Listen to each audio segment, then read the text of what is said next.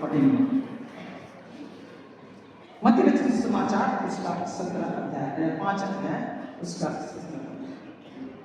यह न समझो कि मैं व्यवस्था या आवश्यकताओं की पुस्तकों को लोप करने आया हूँ, लोप करने नहीं परंतु पूरा करने आया हूँ। क्योंकि मैं तुमसे सच कहता हूँ कि जब तक आकाश और पृथ्वी टल न जाए तब तक व्यवस्था से एक मात्र या एक बिंदु भी बिना पूरा हुए नहीं टलेगा। इसलिए जो कोई इन छोटी से छोटी आज्ञाओं में से किसी एक को तोड़े और वैसा ही लोगों को सिखाए वह स्वर्ग के राज में सबसे छोटा कहलाएगा। परंतु जो कोई उन आज्ञाओं का पालन करेगा और उन्हें सिखाएगा वह ईश्वर के राज्य में महान कहलाएगा। क्योंकि मैं तुमसे कहता हूं कि यदि तुम्हारी धार्मिकता शास्त्रियों और फरीसियों की धार्मिकता से बढ़कर ना हो तो तुम स्वर्ग के राज्य में कभी प्रवेश करने ना पाओगे। आइए सर्वोच्च प्रभु यह वचन दे रहे आप सब दे रहे हैं, हमसे बोल और बातचीत करें।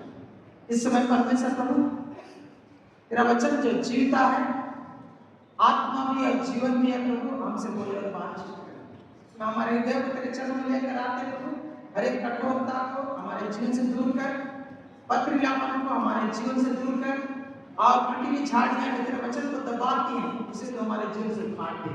हमारे हृदय को परमेश्वर को, हमारे जीवन को परमेश्वर को उपजाऊ चलनी बना। इस समय तेरा अभिषेक पूरे मंडी पर होने पाए, सारे बाधा विघ्न विचारधारा जो तेरे वचन का विरोध करती है तेरे चरणों की चौकी बने। प्रभु हमें सीखने वाला मन दे और सिखाने का अनुग्रह मुझे प्रदान कर। तेरा अभिषेक पूरे मंडी पर होने पाए प्रभु। ये महिमा ये प्रार्थना हमारे उद्धार करता अपनी महिमा के लिए यीशु के नाम में मांगते हैं, तेरी महिमा के लिए आमीन। पिछले सप्ताह हम लोगों ने देखा मत्ती रचित सुसमाचार उसका 14, 15 और 16 को हम लोगों ने देखा, जहां पर हमने देखा कि तुम जगत की ज्योति हो जो नगर पहाड़ पर बसा हुआ छिप नहीं सकता और लोग जब दिया जलाकर पैमाने के नीचे नहीं परंतु दीवार पर रखते तब उससे घर के सब लोगों को प्रकाश पहुंचता। उसी प्रकार तुम्हारा उजियाला मनुष्य के सामने चमके कि तुम्हारे भले कामों को देखकर तुम्हारे पिता की जो सत्य में बड़ाई करें। इस वचन को जब हम लोगों ने देखा तो हमने देखा कि एक विश्वास का जीवन दृश्यमान जीवन है, दृश्यमान जीवन है। जगत उसे देखता है, जगत के सामने यीशु मसीह का वो गवाह है, जगत के सामने वो ज्योति है, जगत के लिए वो नमक है। लेकिन जब इस संसार को लोग जीते हैं और इस संसार में जब यीशु मसीह के चेले के रूप में जब जीते हैं तो उनके समय बहुत बार कई बातें आती हैं जो क्या करना चाहिए और क्या नहीं करना चाहिए, क्या उचित है और क्या उचित नहीं है। इन सब की संस्था बहुत बार होते रहती है। संशय में लोग एक दूसरे को पूछते हैं, कहीं सही सलाह मिलता, कहीं सही सलाह नहीं मिलता। और बहुत बार वो लोग अरबों को पूछते हैं, कभी 5 को पूछते हैं और कितने बार मानने की इच्छा करते, कभी बार मानने की इच्छा नहीं करते। ऐसे परिस्थिति में जो चीज हमें मदद करेगी वो है परमेश्वर के वचन का ज्ञान, परमेश्वर के वचन का समझ। और इसलिए आज का विषय वस्तु जो है वो है व्यवस्था और मसीह की परिपूर्णता। व्यवस्था और मसीह की परिपूर्णता। पिछले सप्ताह में जो वचन को हम देखे पूरा लिखा नहीं कर पाए, हम लोग छोड़ दिए क्योंकि हम लोग आगे बढ़ना है। और आज का जो 17 से लेकर 20 वचन को हम लोग देखेंगे, ये भी हम लोग पूरा अध्ययन नहीं कर पाएंगे, टुकड़ों में हम लोग देखेंगे। आइए मेरे साथ खोले मत्ती रचित सुसमाचार और उसका 17 पद। यहाँ प्रभु यीशु मसीह कहते हैं, या ना समझो कि मैं व्यवस्था या आवश्यकताओं की पुस्तकों का लोप करने आया हूं, लोप करने नहीं परंतु पूरा करने आया हूं। यीशु मसीह का शिक्षा लोग सुन रहे हैं। अगर मत्ती रचित सुसमाचार 4 अध्याय को पढ़िएगा और 23 पद से पढ़िएगा तो आप पाइएगा कि यीशु गलील में फिरता हुआ उनके आराधनालयों में उपदेश करता और राज्य का सुसमाचार प्रचार करता और लोगों की हर प्रकार की बीमारी और दुर्बलता को दूर करता रहा। और सारे सीरिया देश से में उसका यश फैल गया और लोग सब बीमारों को जो नाना प्रकार के बीमारियों और दुखों में जकड़े हुए थे और जिनमें दुष्ट आत्मा थे, मृत्यु वालों और सब प्रकार के रोगियों को उसके पास लाए और उसने उन्हें चंगा किया। 25 पर गलील और दिकापुलिस और यरूशलेम और यहूदिया और यरदन नदी के पार से भीड़ की भीड़ उसके पीछे हो ली। 23 पर फिर एक बार इस गलील के सारे गलील में फिरता हुआ उनके आराधनालयों में यानी कि उनके गिरजाओं में उपदेश करता यानी टीचिंग देता और राज्य को सुसमाचार प्रचार करता। टीचिंग और प्रीचिंग, प्रचार और उपदेश, शिक्षा को दे रहे थे और उनकी शिक्षा को लोग सुन रहे थे, उनके कर्म को लोग देख रहे थे। कैसे यीशु मसीह क्या कर बीमारों को चंगा कर रहे, लंगड़ों को चला रहे हैं, अंधों को आंख दे रहे, कोढ़ियों को शुद्ध कर रहे, मृत्यु वालों को ठीक कर दे रहे और जो दुष्ट आत्मा से पीड़ित है उनको यीशु मसीह आजाद कर रहे हैं, उनको चंगा कर रहे हैं। और इसलिए लोगों की भीड़ उनके पीछे लोग आ रहे हैं और उनके शिक्षाओं को सुन रहे हैं। और उनकी शिक्षाओं को जब सुन रहे हैं तो आगे वाले अध्यायों को पढ़िएगा और पूरे सुसमाचार को पढ़िएगा तो आप पाइएगा कि उनकी शिक्षा जो थी, उनकी जो शिक्षा थी, उनकी शिक्षा में और सदस्य और फरीसियों की शिक्षा में कुछ फर्क था, क्योंकि यीशु मसीह अधिकारपूर्ण शिक्षा देते थे। वो सदस्य और फरीसी लोगों की तरह या शास्त्रियों की तरह शिक्षा नहीं देते थे जो किसी और का हवाला से प्रचार करते थे, परंपराओं को न्याय की व्यवस्था के रूप में रखते थे, परमेश्वर के कानून के रूप में रखते थे। पर यीशु मसीह जब शिक्षा देते थे तो उनके शिक्षा में अधिकार था, उनके शिक्षा में क्या था, पावर था, जिसे बोलते सामर्थ पाई जाती थी और लोग इससे अचंभित हुआ करते थे, लोग इससे अचंभित हुआ करते थे। और इसलिए शास्त्री और फरीसी लोगों के बीच और इनकी खलबली मच गई और लोग इस शिक्षा में दोष ढूंढने के लिए अपने लोगों को, अपने गोविंदा को, अपने खुफिया लोगों को भी भेजते थे कि इस मसीह क्या क्या शिक्षा देता है, सुनो और हम लोग रिपोर्ट करें। यहाँ तक कि ना बन सकता भी वो भी अपने चेलों को भेजता था कि उनको देखो कि वही है ना कोई और है। तो अब बहुत बार इसलिए उनको दोष लगाने का प्रयत्न करते थे और उनकी शिक्षा इस मसीह की शिक्षा थी, शास्त्री और फरीसियों की शिक्षा में बहुत बार उनके साथ टकराव होता। क्या टकराव होता? अगर आप 5 अध्याय का अगर 27 पद से पढ़ेंगे तो आप लोग पाइएगा कि यहाँ पर पाइएगा, तुम सुन चुके हो कि कहा गया था व्यभिचार न करना, परंतु मैं तुमसे यह कहता हूँ कि जो कि किसी स्त्री पर दुर्गुण दृष्टि डाले अपने मन में उससे व्यभिचार कर चुका। 31 यह भी कहा गया था कि जो कि अपनी पत्नी को तलाक देना चाहे तो उसे त्याग पत्र दे, परंतु मैं तुमसे यह कहता हूँ कि जो कि अपनी पत्नी को व्यभिचार के सिवा किसी और कारण से तलाक दे तो वह उससे व्यभिचार करवाता है और जो कि त्यागी हुई से विवाह करे वह व्यभिचार करता है। 33 पर फिर तुम सुन चुके हो कि पूर्व काल के लोगों से कहा गया था झूठी शपथ ना करना, परंतु प्रभु के लिए अपनी शपथ को पूरी करना, परंतु मैं तुमसे कहता हूं कभी शपथ ना खाना।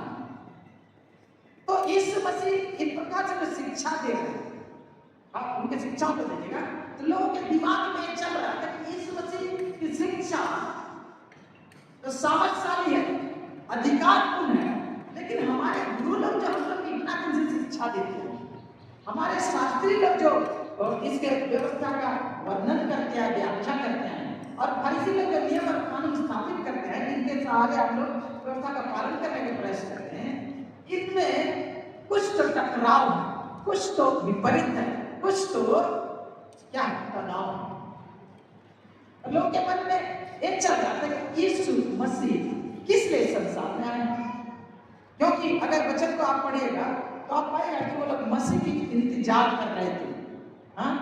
यूहन्ना 1 अध्याय को पढ़िएगा तो आप पाएगा मसीह का इंतजार वो लोग कर रहे थे। इसीलिए बोलता क्या यही मसीह है? सामने स्त्री बोलती है आने वाला मसीह, तो याद रखेगा मसीह की इंतजार कर रहे थे।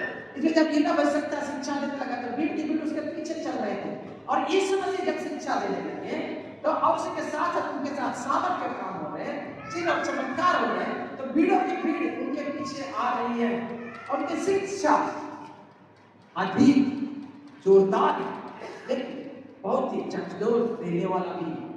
ऐसे उनके मन में एक तनाव चल रहा था, एक सवाल चल रहा था कि यीशु मसीह क्या करना चाहते हैं, यीशु मसीह क्या करना चाहते हैं। यहाँ लिखा हुआ है 17 पद को कोई फिर एक बार पढ़ो।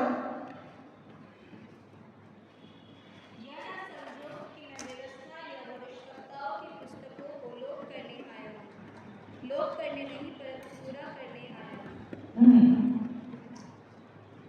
या ना समझो कि मैं व्यवस्था या आवश्यकताओं की शिक्षाओं को लोप करने आया, खत्म करने आया, लोप करने नहीं परंतु पूरा करने आया। इस मसीह के दिमाग में क्या चल रहा है इसको जान रहे हैं। इस मसीह संसार में किस आया, व्यवस्था को लोप करने के लिए आया, आवश्यकताओं की शिक्षा को लोप करने के लिए आया। क्यों? यीशु मसीह का शिक्षा कुछ अलग ही है। क्या बोलता है, तुम्हें कहा गया कि तुम क्या करना है, एक शपथ क्या बोलता है, मैंने कहा तुम सुन चुके हो पूर्व काल में लोगों से कहा गया ये झूठी शपथ ना खाना, लेकिन यीशु मसीह कहता है तुम शपथ खाना ही मत। अरे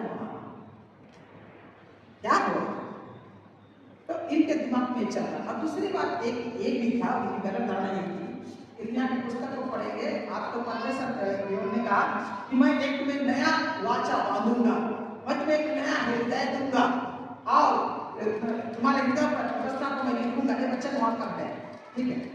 इसलिए लोग एक मसीहा के लोग जान रहे थे कि पुराने नियम को जो पालन कर रहे थे, सदस्य फरीसियों की उल्था किया हुआ नियम को, व्यवस्था को जब वो पालन कर रहे थे तो वो लोग पा रहे थे कि व्यवस्था का पालन करना असंभव, क्योंकि इतना सारा नियम, इतना सारा कानून, इतने सारे मांग, इतने सारे परहेज, इतने सारे आदेश, इन सबों का पालन करना, और हमारे गुरु जी लोग जो बताए उनका पालन करना बहुत ही मुश्किल।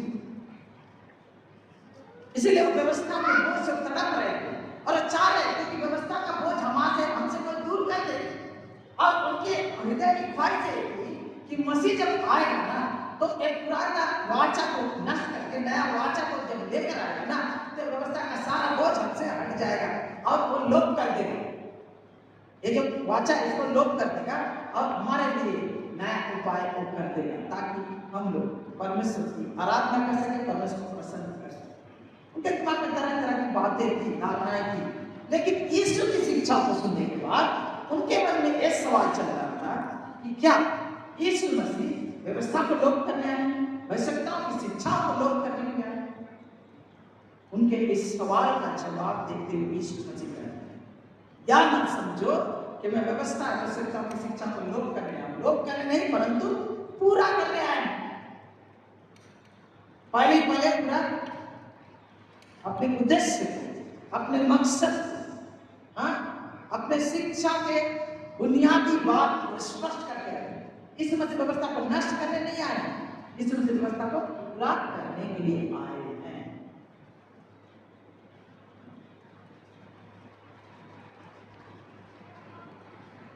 आज मसीह समाज इस बात को लेकर बहुत ही भ्रमित जीवन जी रहा है। वो क्या देखते हैं कि हम लोग कि बहुत लोग बोलते हैं कि हम लोग पुराना नियम में नहीं, हम लोग नया नियम में है, ओल्ड टेस्टामेंट में नहीं, हम लोग न्यू टेस्टामेंट में है। इसलिए ओल्ड टेस्टामेंट हमारे लिए कोई मायने नहीं रखता, पुराना नियम हम माने रहता। टेस्टामेंट को हम लोग को बोलता है, न्यू टेस्टामेंट बोलता है, तो ओल्ड टेस्टामेंट बोलता है पुराना नियम बोलता है, पुराना व्यवस्था और नई व्यवस्था, ठीक है। तो आप लोग के बात को मैं स्पष्ट कर देना चाहता हूँ, आप मसीह में हैं, आप मसीह में हैं, आप व्यवस्था के बंधन से आजाद तो हो गए, लेकिन एक बात को कभी नहीं भूलना चाहिए कि आप मसीह में हैं। पुराना नियम के विश्वासी जो थे वो भी व्यवस्था के अधीन थे, नया नियम के विश्वासी जो है वो भी व्यवस्था के अधीन है। नया नियम, पुराना नियम तो है, एक नियम वाला जिंदगी हम लोग नहीं जीते हैं, ये बात को समझने की जरूरत है। नया विधान, पुराने विधान, लेकिन विधान तो है कब, तुम्हारा इस बात को समझने की जरूरत है। हम लोग पुराने नियम के अधीन नहीं है, लेकिन नया नियम के अधीन है, तो भी याद जानने की जरूरत है। नियम है वो पुराना व्यवस्था के अधीन नहीं है, तो नया व्यवस्था के अधीन है। व्यवस्था आज भी हमारे जीवन में लागू होती है, आज भी हमारे जीवन में लागू होती है। उनके तौर तरीके, उनके अर्थ, उनके तात्पर्य, उनका प्रभाव, उनको पालन करने की क्षमता अलग है आज। लेकिन आज भी व्यवस्था है, आज भी व्यवस्था।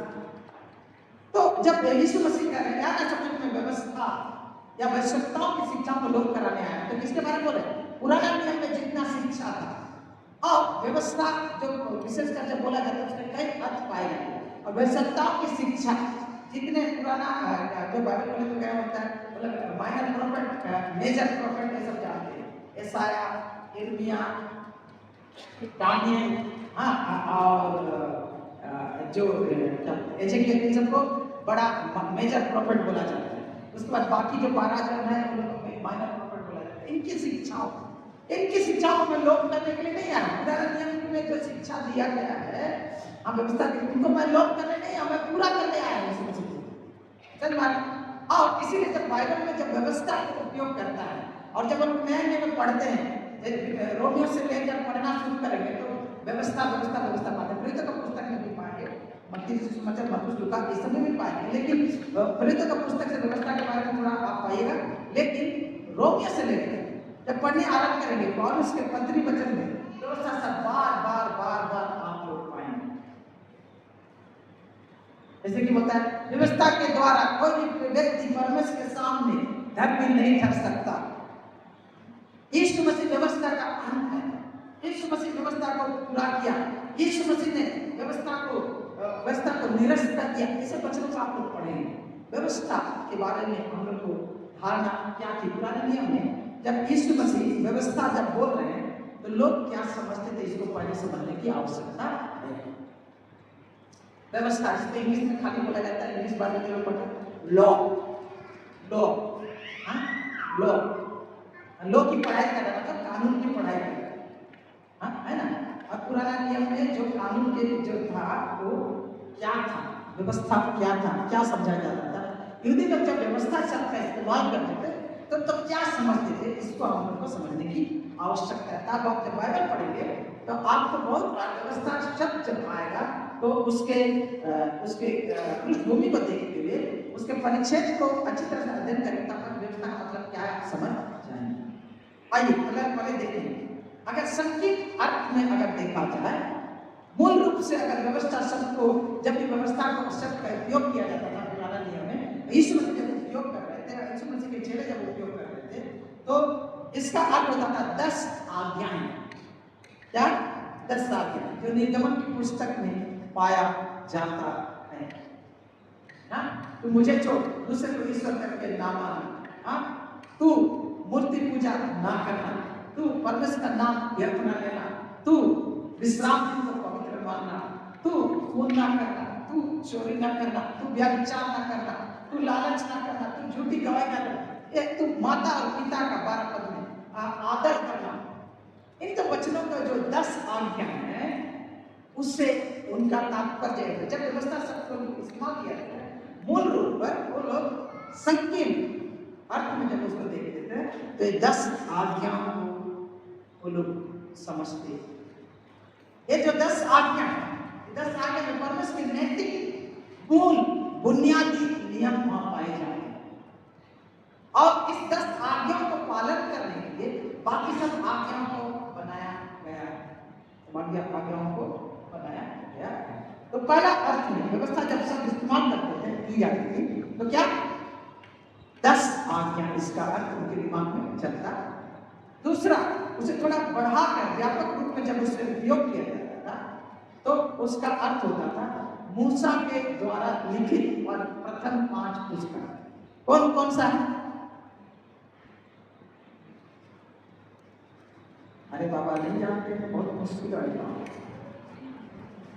हाँ, बाइबल का प्रथम 5 पुस्तक को किसने लिखा है? मूसा ने लिखा है। अच्छा, प्रथम 5 पुस्तक का नाम बताइए। बोले बोले। पहला, दूसरा, तीसरा,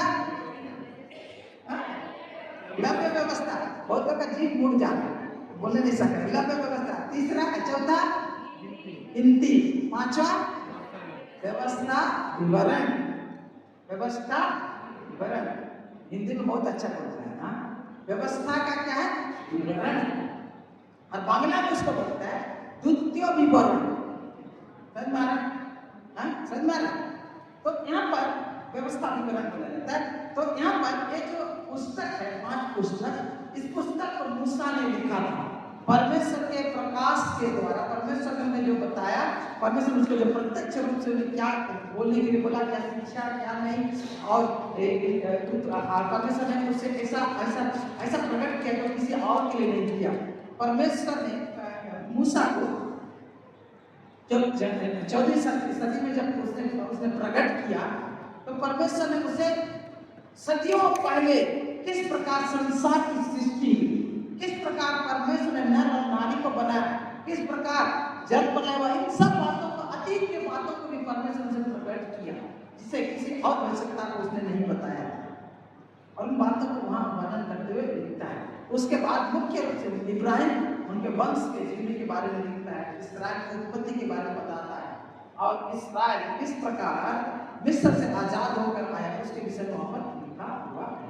तो प्रथम 5 पुस्तक को व्यवस्था के रूप में जाना जाता था, जो मूसा के द्वारा लिखी जा गई। इसीलिए जब बाइबल को आप पढ़ेंगे तो बोलेगा मूसा ने कहा, मूसा की व्यवस्था में लिखा हुआ, पढ़िएगा मूसा ने कहा, मूसा की व्यवस्था में लिखा है। इस वचन को आप पढ़िएगा तो व्यवस्था मतलब ये होगा। तीसरे, उससे भी थोड़ा बढ़ा के जब उसे लोग समझते, व्यापक और भी अधिक विस्तार रूप से, व्यापक रूप से उसको जब समझते थे, तो उसका अर्थ होता था पूरा पुराना नियम। उत्पत्ति का पुस्तक से लेकर आप लोग आ जाइए वहां पर, यहोशू का पुस्तक, उसके बाद न्याय का पुस्तक, उसके बाद पहला समय, दूसरा समय, पहला इतिहास, दूसरा इतिहास, जितना आता है, पहला राजा, दूसरा राजा, याकूब क्या अय्यूब का पुस्तक, भजन संहिता, नीति वचन, श्रेष्ठ गीत, और जितना क्या बोले बड़े भविष्यवक्ताओं का पुस्तक से लेकर मालाकी का जो पुस्तक, इन सबों को समझा जाता है। 3 अर्थ। पहला क्या है? व्यवस्था का मतलब पहले क्या समझते थे? 10 आज्ञा। दूसरा क्या? प्रथम 5 पुस्तक जो मूसा के द्वारा लिखी गई। तीसरा पूरा का पूरा नया पुराना नियम, मूसा से लेकर मालाकी का पुस्तक के जो संकलन है, उन सबों को व्यवस्था के रूप में समझी जाती।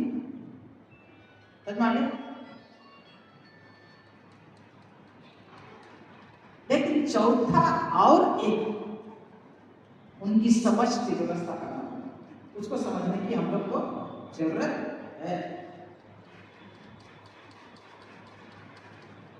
जब एक यहूदी व्यवस्था के विषय में जब पढ़ता था, तो सिर्फ 10 आज्ञाओं के बारे में नहीं सोचता था, सिर्फ मूसा के द्वारा लिखी गई पुस्तकों के बारे में सोचता था, और पूरा का पूरा जो पुराना नियम, भजन संहिता और नीति वचन, श्रेष्ठ गीत और भविष्यवक्ताओं की जितनी पुस्तक है, उन सबों को केवल नहीं समझा। जब एक व्यक्ति व्यवस्था के बारे में बातचीत करता था, आम तौर पर उनका अर्थ यह होता था कि व्यवस्था में जो लिखी गई, जो पुराना नियम में जो लिखी गई, उसका जो कुंठा है, उनका जो अर्थ है, उनका जो विवरण है, उनका जो प्रैक्टिकल एप्लीकेशन है, वो जो उनके गुरु लोग शिक्षा दिए, शास्त्री और फरीसी लोग, जो उसका अर्थ बताया, उसके इन व्यवस्था की पुस्तकों के अर्थ के अनुसार जो नए नियम सब उन्होंने बनाया और नए परंपराएं जो बनाई थी, उसको भी वो लोग समझते।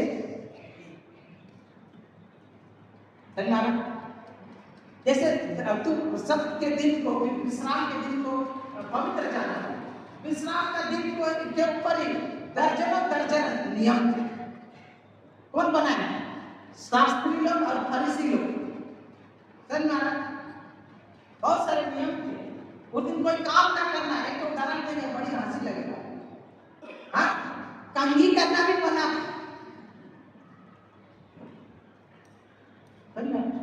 और रास्ता में जाते हुए आप थूक नहीं सकते, क्योंकि आप थूकेंगे तो किसी का पैर लगेगा, और वहां जो थूक जो है धूल के ऊपर गिरेगा, वहां पैर लगेगा, तो वहां क्या होगा? पानी लग रहा है तो खेती बाड़ी कर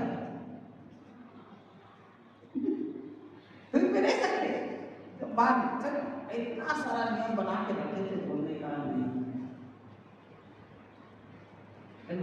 बहुत सारा बहुत सारा कितना दूर चल सकते, कितना दूर नहीं चल सकते, खाना नहीं बना सकते तो क्या कर सकते, बहुत कुछ नियम उन्होंने उसका एक नियम है, लेकिन उसका सबसे जो नियम बनाए थे ताकि हम लोग व्यवस्था को पालन कर सकें। वो जो नियम उनके गुरु लोग बताए थे, शास्त्री लोग और फरीसी लोग, उसको उसे परंपरा के रूप में मानी जाती।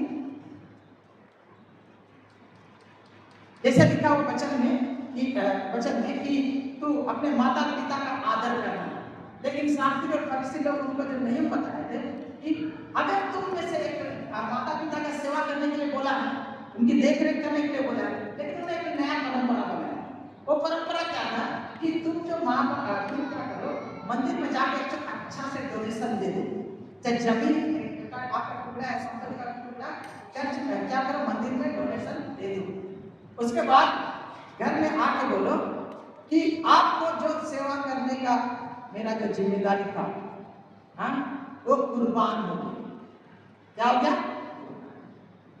बस कुर्बान हो गया, बस आगे बोल दिया कुर्बान, बस मैंने कुर्बानी दे दी, बस कुर्बानी दे दी मतलब इसके बाद माँ बाप मरे जिए, नदी में डूबे, भूखा मरे, लंगड़ा मरे, सुसाइड करके मरे, हमको कोई चिंता नहीं।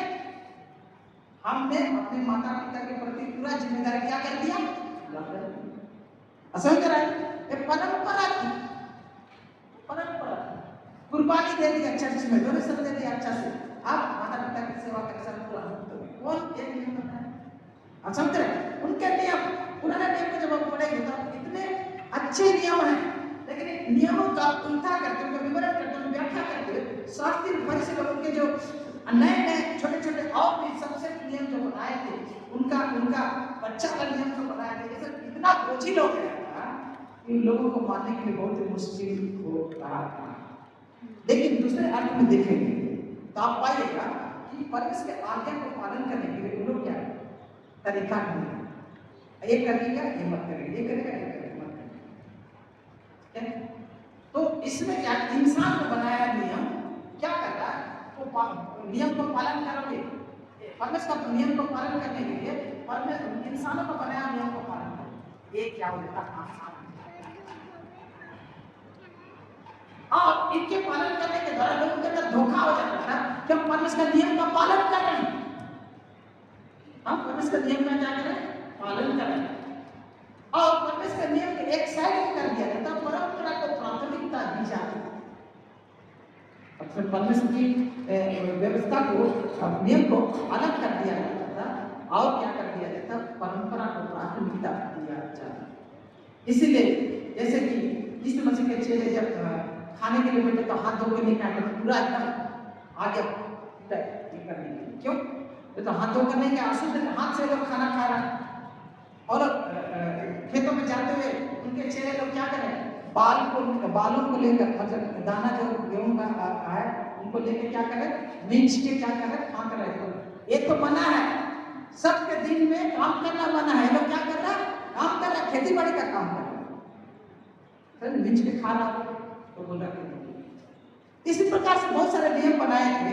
तो आपके सामने जो बताने का प्रयास कर रहे हैं वो यह है कि जब इस्राएली लोग जब इस्तेमाल करते थे व्यवस्था, तो सिर्फ 10 साल का नहीं, सिर्फ मूसा के 5 पुस्तक नहीं, सिर्फ पुराना नियम पर नहीं, वरन पुराना नियम पर आधारित मनुष्य के बनाए जो परंपराएं थी, उन परंपराओं को भी लोग व्यवस्था के रूप में स्वीकार किए।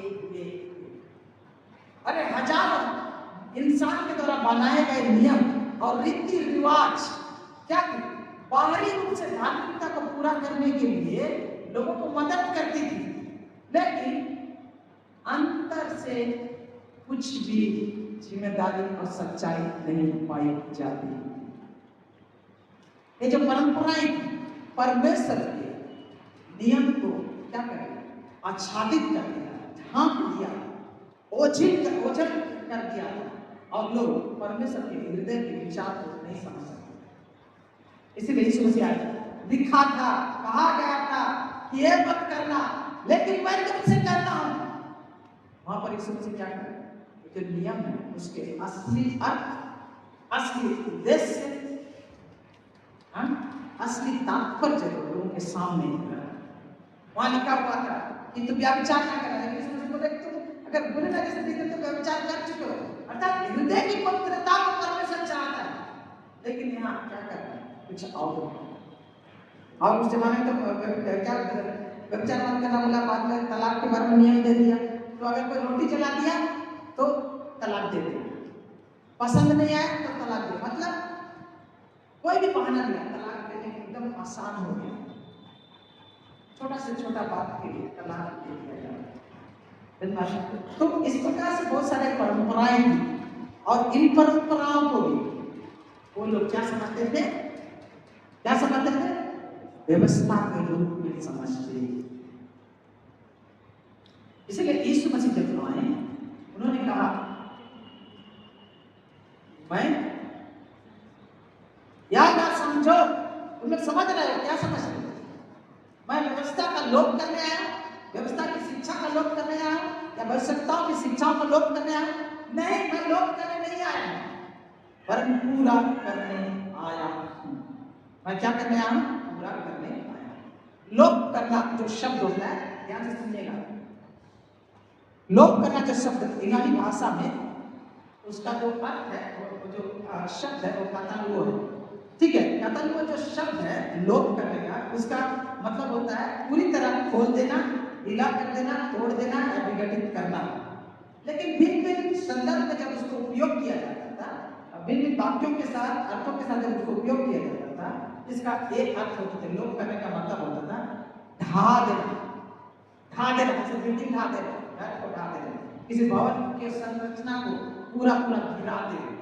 दूसरा, इसका लोप करने का जो शब्द होता था उसका मतलब होता है नष्ट करना, किसी वस्तु या व्यवस्था का अंत कर देना।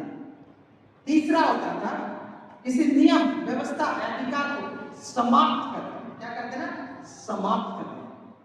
चौथा होता था उखाड़ देना, किसी स्थापित व्यवस्था या शासन को उलट देना, कानून को पलट देना।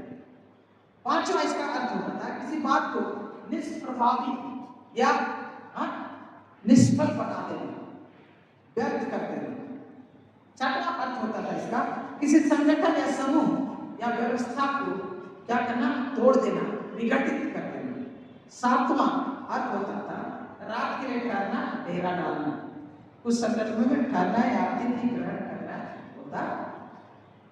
तो यीशु मसीह जब ये बात को कह रहे हैं कि यह ना समझो कि मैं व्यवस्था और आवश्यकताओं की शिक्षा को लोप कराने आया हूं, उसका अर्थ ये बोल रहे कि तुम ये मत समझो मैं तुम्हें शिक्षा दे रहा हूं, तुम्हारे दिमाग में चल रहा, मैं व्यवस्था को और आवश्यकताओं की शिक्षा को रद्द करने नहीं आया हूं, निरस्त करने नहीं आया हूं, ढाने के लिए नहीं आया हूं, समाप्त करने के लिए नहीं आया हूं, अमान्य करने के लिए नहीं आया हूं, नष्ट करने के लिए नहीं आया हूं, विघटित करने के लिए नहीं आया, उखाड़ फेंकने के लिए नहीं आया, पर मैं इसे पूरा करने के लिए आया।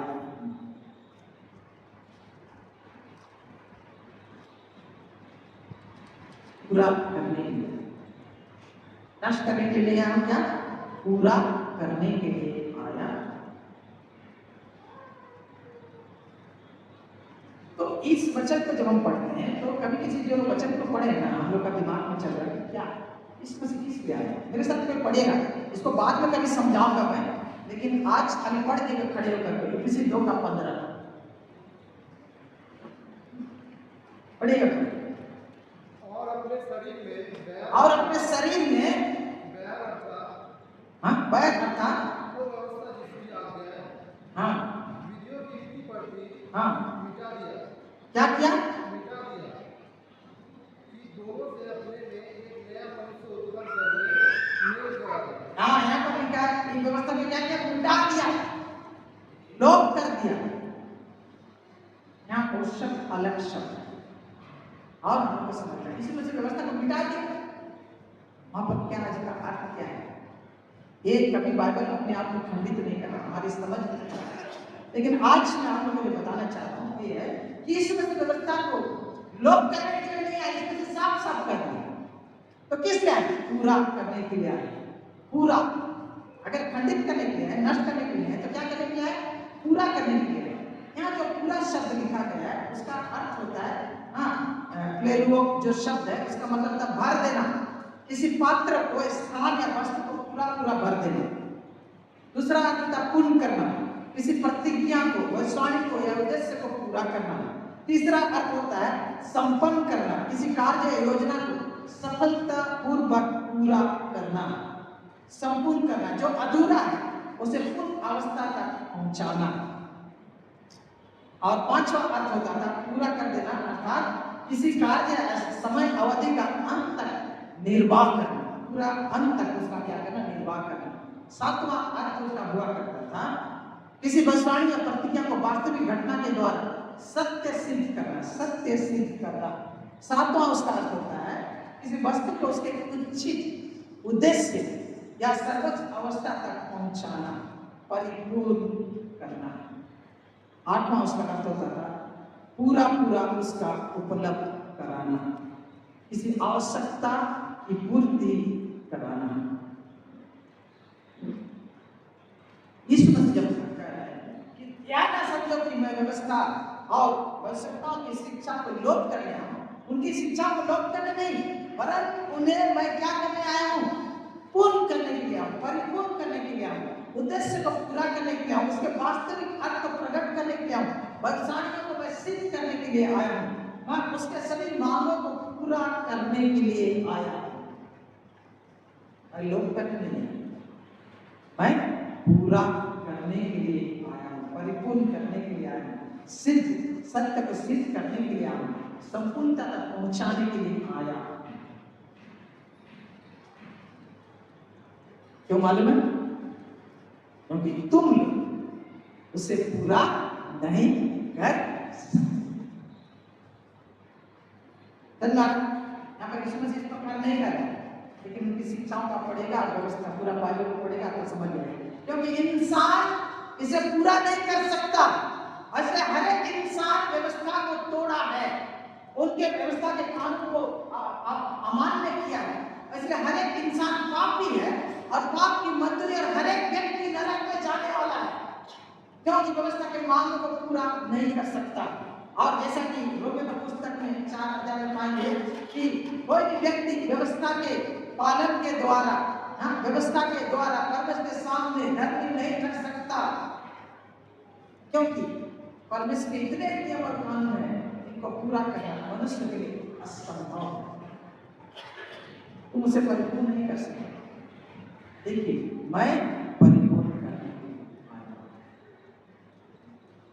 मैं परिपूर्ण करने के लिए। इसीलिए मेरे प्रियो, आज जितने यीशु मसीह पर हम विश्वास करते हैं, हम व्यवस्था के सारे नियम का पालन नहीं किए, ना ही कर सकते हैं, लेकिन एक व्यक्ति है जो हमारे लिए, हमारे बदले, हमारे खातिर, हमारे जगह पर, हमारे स्थान पर परमेश्वर के सारे नियम और कानून को पूरा किया, परिपूर्ण किया। और अगर आप उस यीशु मसीह पर विश्वास करते हैं तो यीशु मसीह की कुव्वत, उसकी धार्मिकता और व्यवस्था की परिपूर्णता आपके लिए लागू होती है। और इसीलिए आप भी इस परमेश्वर के सामने जब खड़ा होते हैं तो यीशु मसीह की धार्मिकता आपको क्रेडिट की जाती है, आपके ऊपर थोपी जाती है, आपको दी जाती है, और आप भी व्यवस्था के अनुसार खुद पालन करने से आप कभी भी धर्मी नहीं कर सकते। लेकिन यीशु मसीह पर यकीन करने के द्वारा, जिसने संपूर्ण व्यवस्था को परिपूर्ण किया, आप धर्मी कर सकते। हालेलुया। इसीलिए 2 कुरिन्थियों 5:21 में बोलता है, वो जो पाप से अज्ञान था उसी को परमेश्वर ने क्या करा है? पाप ठहराया, ताकि तुम उसमें होकर, किसी को मालूम है क्या बोलते हैं? परमेश्वर की धार्मिकता बन जाओ। Hallelujah, hallelujah. आगे बढ़ते हम तालियों से धन्यवाद।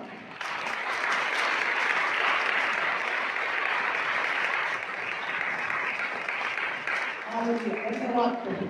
यीशु मसीह ने व्यवस्था को पूरा किया। हम ना कर सकते थे ना कभी कर सकते थे। उसने पूरा करने के लिए संसार, और कैसे पूरा किया आप लोग आगे हम अध्ययन करेंगे, लेकिन आज हम इतना ही बताना चाहते हैं। व्यवस्था और आवश्यकताओं की उस तत्व की शिक्षा को यीशु मसीह ने लोप नहीं, नष्ट नहीं किया, परंतु उसे परिपूर्ण, उसके पूर्णता तक पहुंचाया। क्योंकि यीशु मसीह एक निष्पाप व्यक्ति था। पहला पत्रस 1:20 से 22 तक पढ़ेगा। वह तो न पाप किया, ना उसके मुंह से कोई छल की बात निकली, और निष्पाप जिंदगी जिया, और इसलिए परमेश्वर की सारी व्यवस्था को उसने पूरा किया, और अपने क्रूस के बलिदान के द्वारा पूरा परमेश्वर के पुराने नियम के जितने भी डिमांड थे, जितने भी बलि चढ़ाने के पुनराराधना के व्यवस्था में पाएगा, एक अध्याय से पढ़ेगा। पाप बलि, दोष बलि, मेल बलि, आदेश बलि, धन्यवाद बलि, जितना भी नियम कानून है, इन सब का परिपूर्णता किसने किया? यीशु मसीह ने पूरा। इसलिए इतना 1:29 में बोलता है और 35-36 में बोलता है, देखो परमेश्वर का मेमना जो जगत के पाप को उठा ले जाए। और इसलिए बोलता है पहला पत्रस 1:18 में, क्योंकि तुम्हारा छुटकारा चांदी सोने अर्थात नाशवान वस्तुओं के द्वारा नहीं, परंतु निर्दोष और निष्कलंक मेमना अर्थात मसीह के बहुमूल्य लहू के द्वारा। वो निर्दोष था, निष्कलंक था। पुराने में मेमना चढ़ाया जाता था, या परमेश्वर का मेमना यीशु मसीह अपने आप को कुर्बान और परमेश्वर की सारी व्यवस्था को पूरा। इसलिए उसमें जो विश्वास करता है वो परमेश्वर के सामने घर में चढ़ता है। इसलिए पहला पत्रस 2:24 में कहता है, वो आप भी हमारे पापों का अपनी देह पर लिए क्रूस पर चढ़ गया, ताकि हम पापों के लिए मर करके क्या धार्मिकता के लिए जीवन बिताए। उसी के कोड़े खाने से हम धार्मिकता के लिए जीवन, धार्मिकता के लिए उसमें हमारे पापों का अपनी देह पर लिए। आज प्रभु को हम लोग लेने के लिए आए इकट्ठे हैं। अब जानते हैं यीशु मसीह ने जब क्रूस पर कुर्बान हुआ उस समय मालूम है हाँ उनके साथ क्या क्या नहीं किया गया।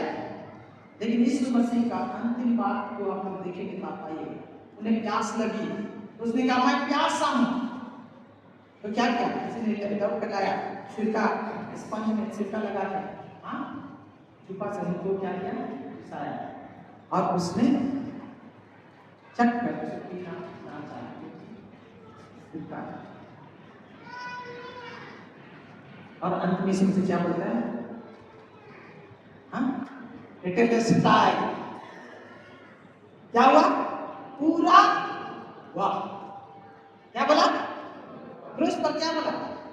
पूरा। क्या पूरा?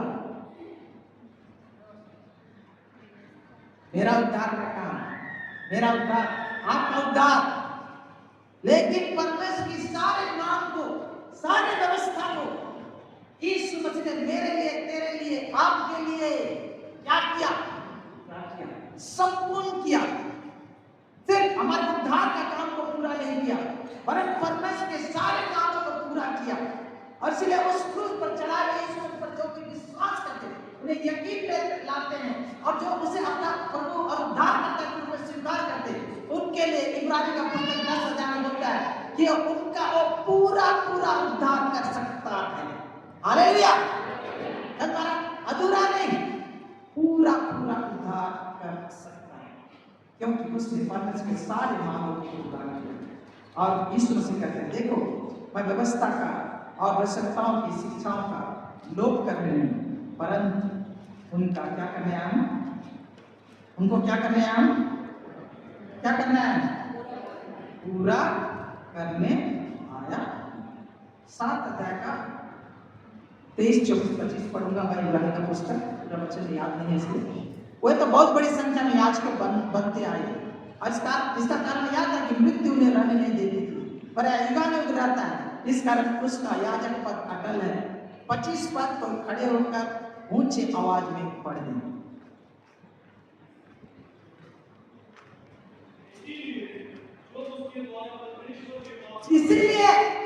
इसीलिए जो कोई भी उसके द्वारा, यीशु मसीह के द्वारा किसके पास, परमेश्वर के पास आते हैं, वह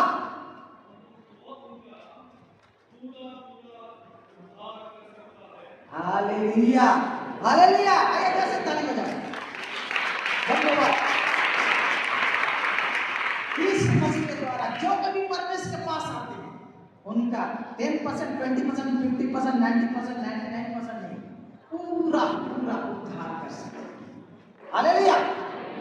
इसलिए उस पर जो ईमान लाए, यीशु का नाम है सारी जमीन पर, जिससे पापी पाते वो दुनिया में आया, दो बहाया, विदिया जहां को दिया। आगे क्या बता बोलिए, हमको बचाने, हमको बताने पिलाने यीशु शरीर पर, मुक्ति दिलाने यीशु शरीर पर हमारा पूरा था पूरा। उस की हम आराधना करते हैं। जो दुनिया के जितने गुरु हैं, बाबा हैं, देवी और देवता हैं, किसी ने किसी का उद्धार नहीं कर पाया। इसे स्वयं परमेश्वर, सनातन परमेश्वर इस संसार में आया और हमारे लिए अपने आप को क्रूस पर कुर्बान किया और परमेश्वर की सारी व्यवस्था को पूरा किया और हम सबका उद्धार किया और पूरा उद्धार। अगर आप उनमें से हैं जो आज तक यीशु पर विश्वास नहीं किए, इसी को ग्रहण कीजिए, क्योंकि किसी और के द्वारा उद्धार, पत्रस का पत्र 4:12 में बोलता है, और किसी दूसरे का उद्धार नहीं, क्योंकि स्वर्ग के नीचे मनुष्य के बीच में और कोई दूसरा नाम नहीं दिया गया जिसके द्वारा हम उद्धार पा